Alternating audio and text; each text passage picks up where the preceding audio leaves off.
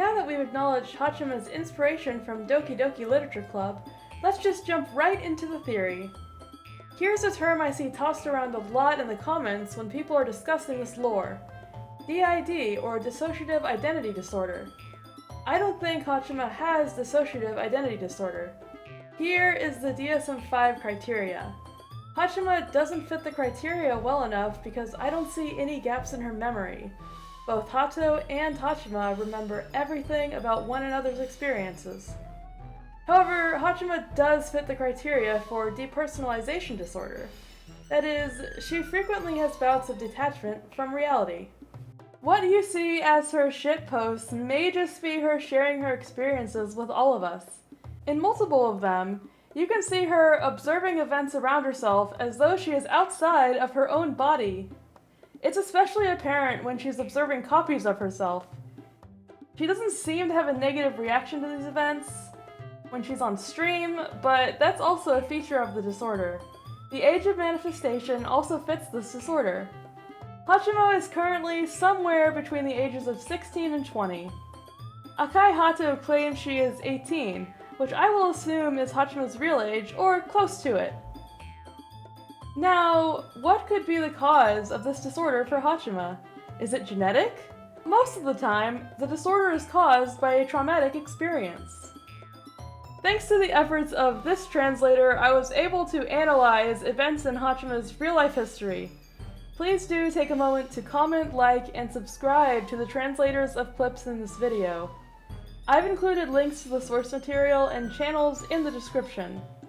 Without them, this theory wouldn't be possible to make for an English-only speaker like myself.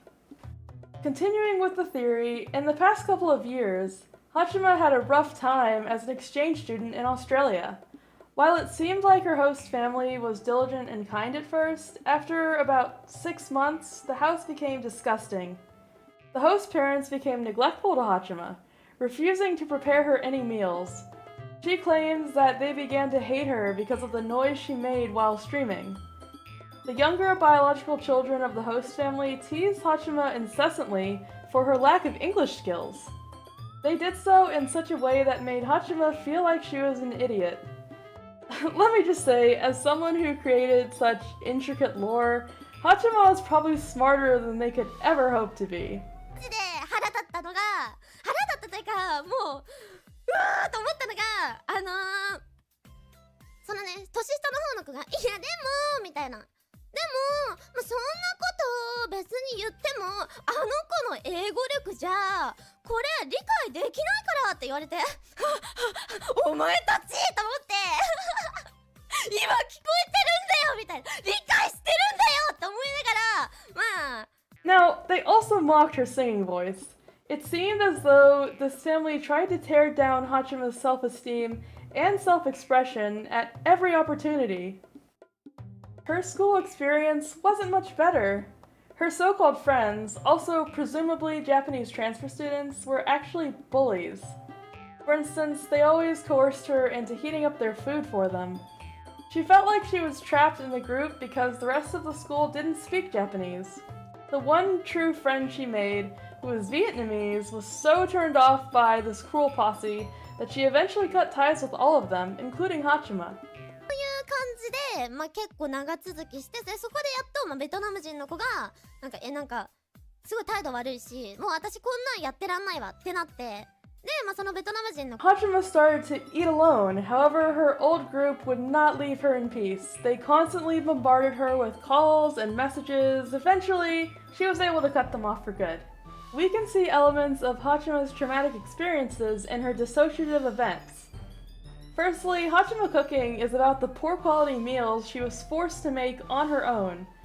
The inclusion of gross ingredients was likely due to the condition her kitchen was in. She says there were actual flies buzzing around in the kitchen itself, so it's no surprise to me that she has included insects in her cooking. In addition, it's possible the ingredients she had on hand were also expired or substandard. Haachama cooking is a cathartic way for her to express to us these experiences. Her noodle tasting stream, where she threw up in real life as well, may have also been an expression of something that happened when she ate these questionable meals. Secondly, the calls to one another from both of Haachama's personas are a result of her fake friends constantly calling and texting her whenever she wasn't around. They just kept on bothering her, which is why we've seen the call screens pop up frequently, sometimes with multiple at a time. Recently, Haato has been going behind Haachama's back to stream when Haachama is asleep. Throughout her recounting of her IRL experiences, she talks about people gossiping about her behind her back. Nearly everyone in her life did this. It's unsurprising to me that Haachama is not a fan of Haato. Now that we know this background, we see Haachama struggling with allowing Haato to exist. Over time, her apparent shitposts become more and more violent, disturbing, and morbid.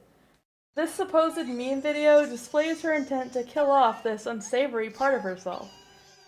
The fact that Haato seems to be operating behind Haachama's back doesn't seem like it should be enough to drive her mad on its own, even considering her past experiences. So, why did Haachama feel increasingly threatened, to the point of murder? Haachama killed Haato because Haato was someone she was forced to be, an idealized idol that is nothing like her. Idols are often made to be pure role models, not allowed to express their true selves. During her free Haachama stream, she sings about not wanting things to change forever, after which Haachama feels threatened and calls her multiple times. Haato fades away right after. It's easy to see how this cognitive dissonance could cause numerous mental health problems for idols. It's why so many celebrities fall victim to depression, drug use, and even suicide. A lot of people become distressed when they're forced to ignore their individuality and fit into a mold that society imposes upon them. Meanwhile, they're often working non-stop to become this person who they might not even like, leaving them little time to behave as they really are. That may also lead to self-loathing. Haachama represents freedom for the person behind the VTuber, while Haato represents oppression. During Haachama's call in her free Haachama stream, we see Haachama expressing that Haato wants to be her. This line in particular stuck out to me. "You always recall me," which I take to mean you're always calling me. And then she follows it up with, "Wanna be Haachama?" Also, this brief expression looks like a smile to me. Let's also highlight the origin of this song. It's actually a parody of a song called Kagome Kagome, which is sung during a Japanese children's game. One person, the Oni, is blindfolded and stands in the center of a circle of their peers. The children move in a circle until the song ends. The Oni, which is another word for demon, has to try to name who is behind them. We're supposed to think Haachama is the creepy, insane one, but Haato is the demon in the center of the circle. Haachama is just the person behind her. You see, that's the point. Haato is the demon who is torturing Haachama, preventing her from being the person she really is. When Haachama has finally had enough, she does her best to wipe Haato from her memory. It's as if she's really saying, "Who are you? You're not me." The fact that she wants to decapitate Haato was alluded to many months before the actual event. In this sequence, we can see that Haato is actually inside Haachama's pig mascot. The sign around the pig's neck reads, "Behead me, please." Haato really does want to be Haachama. Haachama is who the VTuber really is. I'll leave you with this opinion. At first, I was team coexist. However, I'm on Haachama's side now. As much as some of us love the character of Haato, it's better for this individual to behave how she wants, free from restriction. You have to remember that there's a real person behind the avatar. While the Haachama and Haato dichotomy might just be a brilliant, elaborate story, it's entirely possible there's an element of truth here. Whether or not she decides to bring Haato back, we should support this person in being whoever they want. Portraying a character is hard enough as it is, so let's remember to be kind to our beloved waifus. This person knows what's up. I hope you guys enjoyed this video. Feel free to leave your thoughts in the comments and come up with your own theories. I'm not afraid to be wrong, and neither should you. I can't wait to see how this story ends.